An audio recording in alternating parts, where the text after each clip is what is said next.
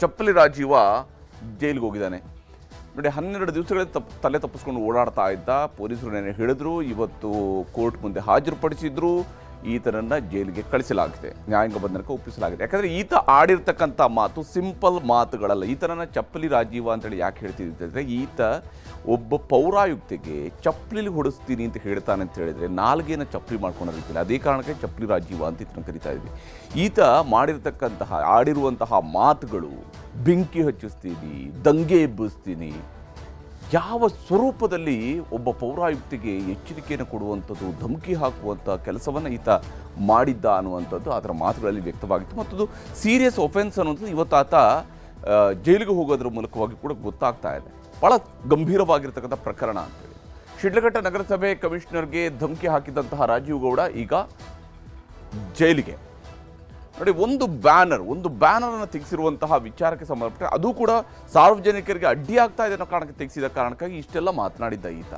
ಆರಾಮಾಗಿರಬಹುದಾಗಿತ್ತು. ಒಬ್ಬ ರಾಜಕಾರಣಿಯಾಗಿ ಆರಾಮಾಗಿ ಒಬ್ಬ ನಾಯಕತ್ವವನ್ನು ತೋರಿಸಬೇಕಾದವನು ಪುಡಿ ರೌಡಿಗಳ ರೀತಿಯಲ್ಲಿ ವರ್ತಿಸಿದ್ದ.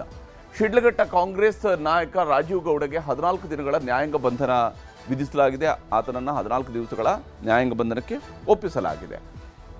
ಇನ್ನು ರಾಜೀವ್ ಗೌಡ ಜಾಮೀನು ಅರ್ಜಿ ವಜಾ ಮಾಡಿದೆ ಶಿಡ್ಲಘಟ್ಟ ಕೋರ್ಟ್ ಇವತ್ತು ರಾಜೀವ್ ಗೌಡ ಸಲ್ಲಿಸಿದಂತಹ ಜಾಮೀನು ಅರ್ಜಿಯನ್ನು ವಜಾ ಮಾಡಿದೆ.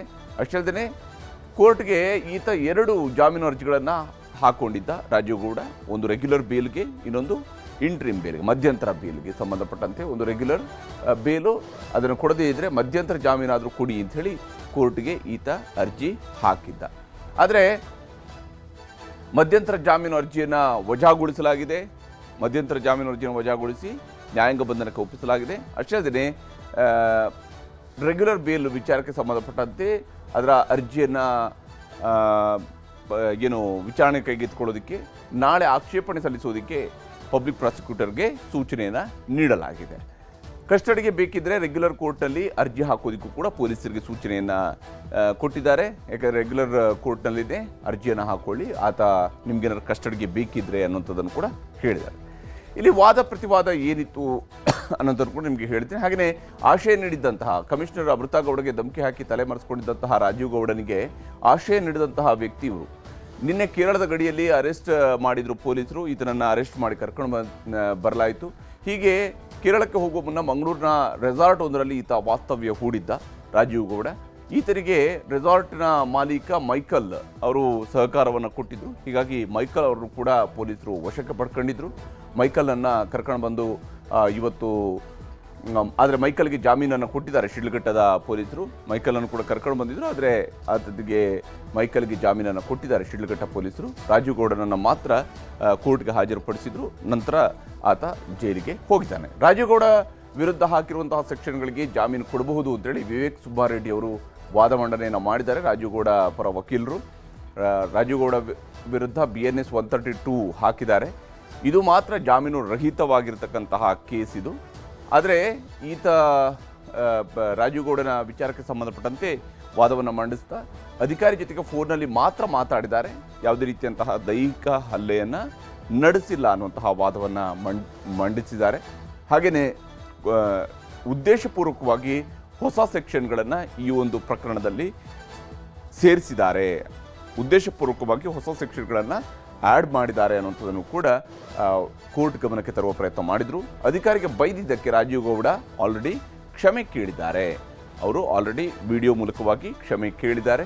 ಈ ವಾದವನ್ನು ಹೈಕೋರ್ಟ್ನಲ್ಲಿ ಕೂಡ ಮಾಡಿದರು. ರಾಜಕೀಯ ಶಕ್ತಿಗಳ ಕೈವಾಡ ಇದರಲ್ಲಿ ಇದೆ ಅನ್ನುವಂತಹ ಅಂಶವನ್ನು ಕೂಡ ಕೋರ್ಟ್ ಗಮನಕ್ಕೆ ತರುವಂತಹ ಪ್ರಯತ್ನವನ್ನು ಮಾಡಿದರು. ಮತ್ತು ರಾಜೀವ್ ಗೌಡನಿಗೆ ಬೇಲ್ ಕೊಡಬೇಕು ಅನ್ನೋಂತಹ ವಿನಂತಿಯನ್ನು ಮಾಡಿದರು. ಆದರೆ ಸರ್ಕಾರದ ಪರವಾಗಿ EPP ಅವರು ವಾದ ಮಂಡಿಸಿದ್ದಾರೆ. ಹೆಚ್ಚುವರಿ ಪಬ್ಲಿಕ್ ಪ್ರಾಸಿಕ್ಯೂಟರ್ ಅವರು ವಾದ ಮಂಡಿಸಿದ್ದಾರೆ. ಆರೋಪಿ ರಾಜೀವ್ ಗೌಡ ಮೊಬೈಲ್ ಸೀಸ್ ಆಗಿಲ್ಲ. ಆರೋಪಿಯಾಗಿರುವಂತಹ ರಾಜೀವ್ ಗೌಡ, ಯಾಕಂದರೆ ಯಾವ ಮೊಬೈಲ್ನಿಂದ ಆತ ಕರೆ ಮಾಡಿದ್ನಲ್ಲ ಆ ಮೊಬೈಲ್ ಸೀಸ್ ಆಗಿಲ್ಲ. ಇನ್ನು 12 ದಿನಗಳಿಂದ ಸಾಕಷ್ಟು ಕಡೆಗಳಲ್ಲಿ ಈತ ತಲೆಮರೆಸ್ಕೊಂಡಿದ್ರು. 12 ದಿವಸಗಳಿಂದ ತಲೆಮರೆಸ್ಕೊಂಡಿದ್ರು. ಹೀಗಾಗಿ ಎಲ್ಲೆಲ್ಲಿ ತಲೆಮರೆಸ್ಕೊಂಡಿದ್ರು ಅಲ್ಲೆಲ್ಲ ಹೋಗಿ ಮಹಜರು ಕೂಡ ಮಾಡಬೇಕಾಗತ್ತೆ. ಯಾವ ಕಾರಣಕ್ಕಾಗಿ ತಲೆಮರೆಸ್ಕೊಂಡು ಬೇರೆ ಬೇರೆ ಕಡೆಗಳಲ್ಲಿ ವಾಸ್ತವ್ಯ ಬದಲಿಸಿದ್ದಾರೆ ಅನ್ನುವಂತಹ ನಿಟ್ಟಲ್ಲೂ ಕೂಡ ಮೊಹಮ್ಮದ್ ಖಾಜಾ ಅವರು ವಾದ ಮಂಡಿಸಿದ್ದಾರೆ. ಆರೋಪಿ ಹೋಗಿದ್ದಂತಹ ಕಡೆಗಳಲ್ಲಿ ಮಹಜರು ಮಾಡಬೇಕಾಗಿದೆ ಅನ್ನುವಂಥದ್ದನ್ನು ಕೂಡ ಕೋರ್ಟ್ ಗಮನಕ್ಕೆ ತಂದಿದ್ದಾರೆ ಮೊಹಮ್ಮದ್ ಕಾಜಾ ಅವರು. ಕೆಟ್ಟದಾಗಿ ಬೈದಿರೋ ಕಾರಣಕ್ಕೆ BNS 132 ಸೆಕ್ಷನ್ ಅನ್ನು ಹಾಕಲಾಗಿದೆ ಅಂತೇಳಿ. ಯಾವ ಕಾರಣಕ್ಕಾಗಿ ಆತನ ವಿರುದ್ಧ BNS 132 ಹಾಕಿದ್ದಾರೆ ಅನ್ನುವಂಥ ವಿಚಾರ ಮತ್ತು BNS ಒಂದು ಮಾತ್ರನೇ ನಾನ್ ಬೇಲೇಬಲ್ ಇರುವಂಥದ್ದು ಇಲ್ಲಿ. ಹಾಗಾಗಿ ಅವರಿಗೆ ಬೇಲ್ ಕೊಡಬೇಕು ಅನ್ನೋಂತಹ ವಾದವನ್ನೇನು ವಿವೇಕ್ ಸುಬ್ಬಾರೆಡ್ಡಿ ಅವರು ವಾದ ಮಂಡಿಸಿದ್ರು. ಆದರೆ ಆತ ಕೆಟ್ಟದಾಗಿ ಬೈದಿರುವ ಕಾರಣಕ್ಕಾಗಿ ಒಬ್ಬ ಮಹಿಳಾ ಅಧಿಕಾರಿಗೆ ಕೆಟ್ಟದಾಗಿ ಬೈದಿರುವ ಕಾರಣಕ್ಕಾಗಿಯೇ ನಾವು BNS 132 ಸೆಕ್ಷನ್ನ ಹಾಕಲಾಗಿದೆ ಅನ್ನುವಂಥದ್ದನ್ನು ಕೋರ್ಟ್ ಗಮನಕ್ಕೆ ಸರ್ಕಾರದ ಪರ ವಕೀಲರು ತಂದಿದ್ದಾರೆ. ಎಲ್ಲರ ಮುಂದೆ ಹೇಳಲಾಗದ ಪದವನ್ನು ಬಳಸಿದ್ದಾರೆ. ಅಂದರೆ ಇದನ್ನು ಪಬ್ಲಿಕ್ ಆಗಿ ಎಲ್ಲರ ಮುಂದೆ ಹೇಳೋದಕ್ಕೆ ಸಾಧ್ಯ ಆಗದೇ ಇರತಕ್ಕಂತಹ ಪದಗಳನ್ನು ರಾಜೀವ್ ಗೌಡ ಬಳಸಿದ್ದಾರೆ ಅಂತೇಳಿ. ಯಾಕಂದ್ರೆ ಈಗ ವೈರಲ್ ಆಗಿರ್ತಕ್ಕಂತಹ ಆಡಿಯೋದಲ್ಲೇ ಸ್ಪಷ್ಟವಾಗಿ ಗೊತ್ತಾಗುತ್ತೆ ಎಷ್ಟು ಕೆಟ್ಟ ಕೊಳಕ ರೀತಿಯಲ್ಲಿ ಬೈದಿದ್ದಾರೆ ಅಂತ ಹೇಳಿದ್ರೆ, ಅದು ಒಬ್ಬ ಮಹಿಳಾ ಅಧಿಕಾರಿಗೆ ತಾನು ಮಾತನಾಡ್ತಿದ್ದೀನಿ ಅನ್ನೋಂಥದ್ದನ್ನು ಮೈ ಮೇಲೆ ಪ್ರಜ್ಞೆ ಕೂಡ ಇಟ್ಕೊಳ್ಳಲಾರದಂತೆ ಈ ರೀತಿಯಾದಂತಹ ಮಾತುಗಳನ್ನು ಆಡಿದರು. ಹಾಗಾಗಿ ಅದನ್ನು ಕೋರ್ಟ್ನ ಗಮನಕ್ಕೆ ತಂದಿದ್ದಾರೆ. ಎಲ್ಲರ ಮುಂದೆ ಹೇಳಲಾರದಂತಹ ವಿಚಾರಗಳನ್ನು ಇವರು ಹೇಳಿದ್ದಾರೆ ಅಂಥೇಳಿ. ಇಷ್ಟೆಲ್ಲ ಆದಮೇಲೆ ಈಗ ಚಪ್ಲಿ ರಾಜೀವನನ್ನು ನ್ಯಾಯಾಧೀಶರು ನ್ಯಾಯಾಂಗ ಬಂಧನಕ್ಕೆ ಒಪ್ಪಿಸಿದ್ದಾರೆ. ಇಲ್ಲಿ ಈ ವ್ಯಕ್ತಿ ಆಡಿರ್ತಕ್ಕಂತಹ ಮಾತುಗಳು ಇದು ನಿಜಕ್ಕೂ ಕೂಡ ನಾಗರಿಕ ಸಮಾಜದಲ್ಲಿ ಯಾರೂ ಕೂಡ ಈ ರೀತಿಯಾಗಿ ಮಾತನಾಡಬಾರ್ದು. ಅದು ಮಹಿಳಾ ಅಧಿಕಾರಿಗೆ ಬೈದಿದ್ದಾರೆ ಅಂತೇಳಿ ಅಲ್ಲ, ಯಾವುದೇ ವ್ಯಕ್ತಿಗೆ ಬೈಯುವಂತಹ ಸಂದರ್ಭದಲ್ಲೇ ಆಗಲಿ ಇಷ್ಟೊಂದು ಕೆಟ್ಟದಾಗಿ ಮಾತನಾಡ್ಕೊಳ್ಳುವಂಥದ್ದಕ್ಕೆ ನಾಗರಿಕ ಸಮಾಜ ಅಂತ ನಾವು ಹೇಳೋದಕ್ಕೆ ಸಾಧ್ಯ ಇಲ್ಲ.